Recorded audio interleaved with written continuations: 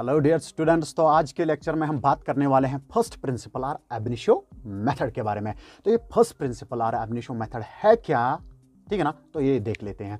और फिर इसी मेथड को यूज करके हम साइन एक्स, कॉस एक्स या log X, E raise power X, X raise power on different functions की डिफरेंशिएशन करेंगे, उनका डेरिवेटिव ढूंढेंगे। तो सबसे पहले इस मेथड को देखते हैं।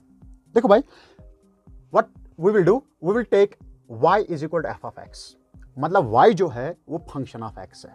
अब फंक्शन किससे कहते हैं, आपको पता होगा कि जब भी किसी वेरिएबल का वैल्यू किसी दूसरे वेरिएबल पे डिपेंड करता है, for example y depends upon x या values of y depend upon the values of x, तब हम कहते हैं जो y जो है it is function of x, और x जो है it is known as independent variable और y जो है it is known as dependent variable. शाबाश। तो उसके बाद हम क्या करेंगे, इस इक्वेशन को नाम देंगे इक्वेशन a। हो गया। तो क्या किया हमने एक function y is equal to F X ले लिया और उस इक्वेशन को नाम दिया इक्वेशन a। उसके बाद हमने क्या किया, हम बोलते हैं कि जो y का वैल्यू हो वो x के वैल्यू पे डिपेंड करता है। तो इसका मतलब अगर x चेंज होगा ऑटोमेटिकली y भी चेंज होगा। Suppose x changes by a small amount, so जब x चेंज होगा तो इसका मतलब y भी चेंज होगा।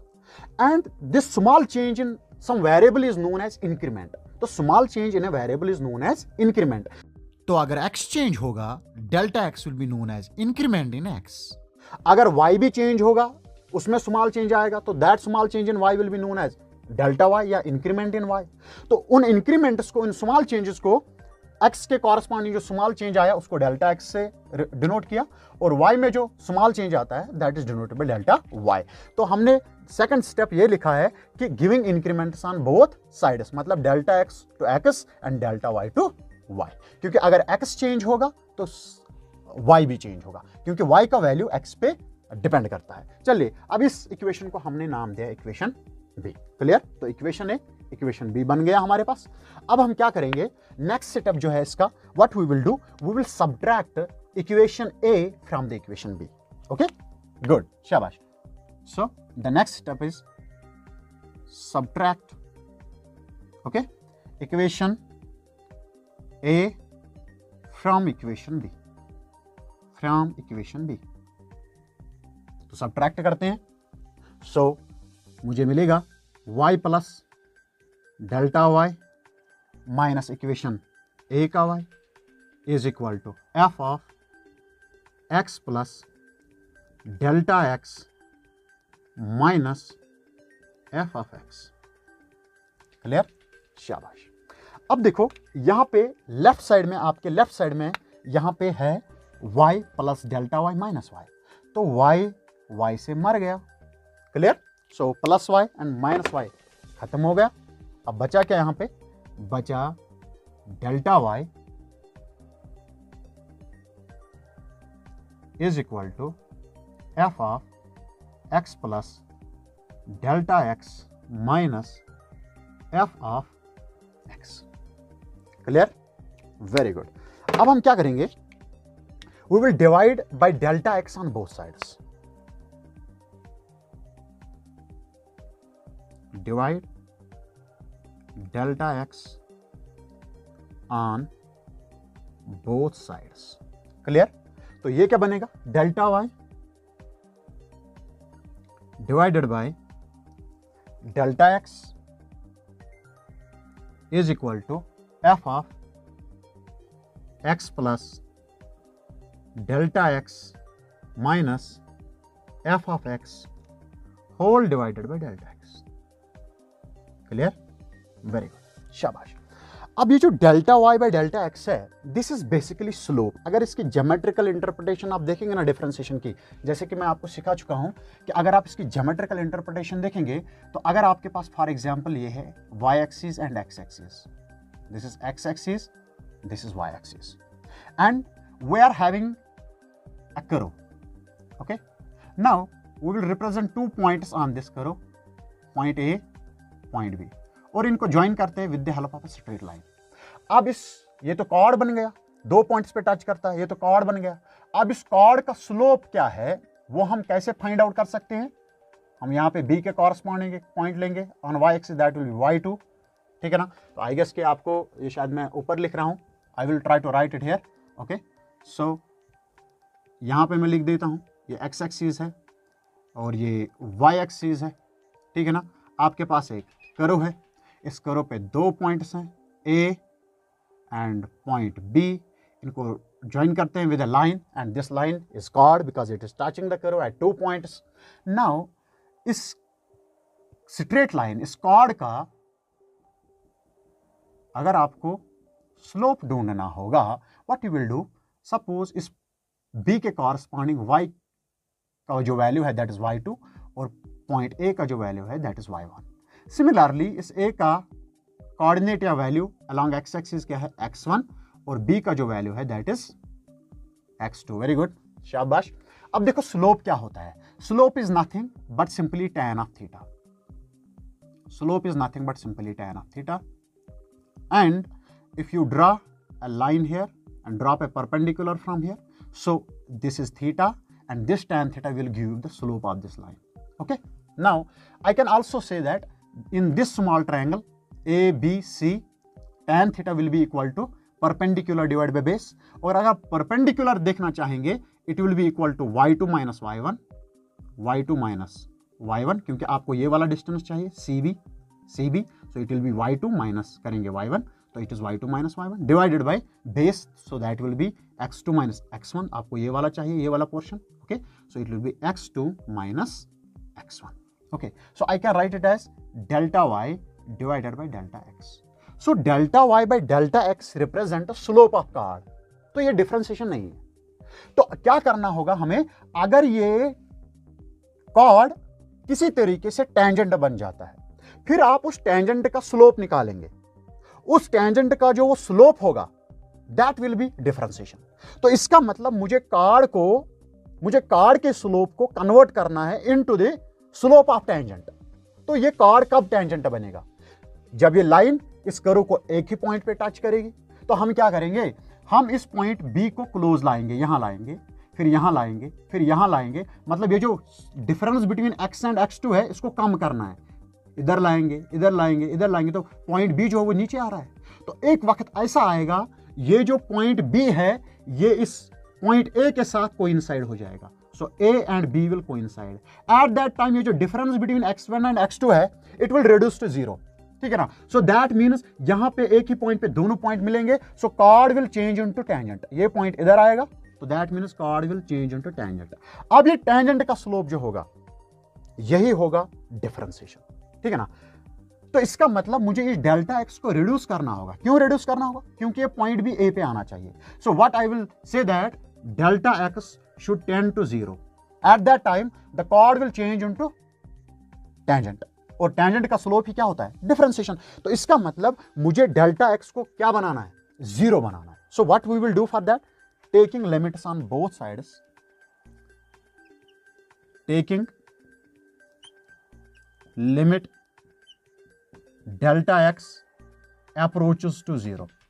तो जब डेल्टा एक्स अप्रोच करेगा 0 को तो ये कॉर्ड जो है ये चेंज हो जाएगा इनटू टेंजेंट, और स्लोप ऑफ टेंजेंट क्या होता है, डिफरेंशिएशन, ठीक है ना। तो इसका मतलब मुझे लिमिट्स लेने हैं दोनों साइड्स, ठीक है ना। So I will write it here, so limit delta Y by delta X, limit delta x tends to 0, ठीक है ना, लिमिट दिया इसको, delta Y by delta X will be equal to limit delta x tends to 0, ठीक है ना, F of X plus delta X minus F of X divided by delta X. Clear, शाबाश।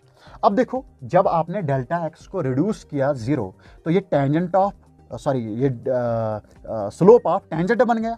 तो स्लोप ऑफ टेंजेंट को हम क्या कहते हैं, डिफरेंशिएशन कहते हैं। तो इसका मतलब ये वाला पार्ट जो है, ये वाला पार्ट जो है, जो limit delta x tends to 0 delta Y by delta x जो है, ये चीज आपको स्लोप ऑफ टेंजेंट देगा। So that means it is nothing but simply differentiation. So that is nothing but simply dy by dx, rate of change of y with respect to x or differentiation of y with respect to x। तो हम यहाँ पे लिख सकते हैं कि dy by dx जो है ये आ गया बराबर limit delta x tends to 0 f of x plus delta x minus f of x divided by delta x. So this formula, this whole procedure or method is known as first principle method or ab initio method. ठीक है ना. और ये जो dy by dx है, it is known as differential coefficient or derivative. Differential coefficient or derivative. Okay, clear? Shabash. And this whole procedure or method is known as ab initio method. Ab initio method. Clear? शाबाश. तो आपने क्या याद रखा? हमने बोला कि ab initio method क्या होता है. तो ab initio मेथड में नंबर ऑफ स्टेप्स आपको याद रखने हैं. First of all you have to see कि what is your function. So उसको नाम देना है equation first. For example y is equal to sine X, equation first. y is equal to tan x, equation first. y is equal to e raise power x, name it as equation first. तो number one step is कि आपका equation, given equation जो है, put y is equal to that equation जो भी है, ठीक है ना, फंक्शन जो भी है, उसको नाम दे इक्वेशन में. उसके बाद आपको क्या करना है, number second step is giving increments on both sides. x को डेल्टा x देना है, y को डेल्टा y देना है, क्योंकि अगर x चेंज होता है तो y भी चेंज हो जाएगा.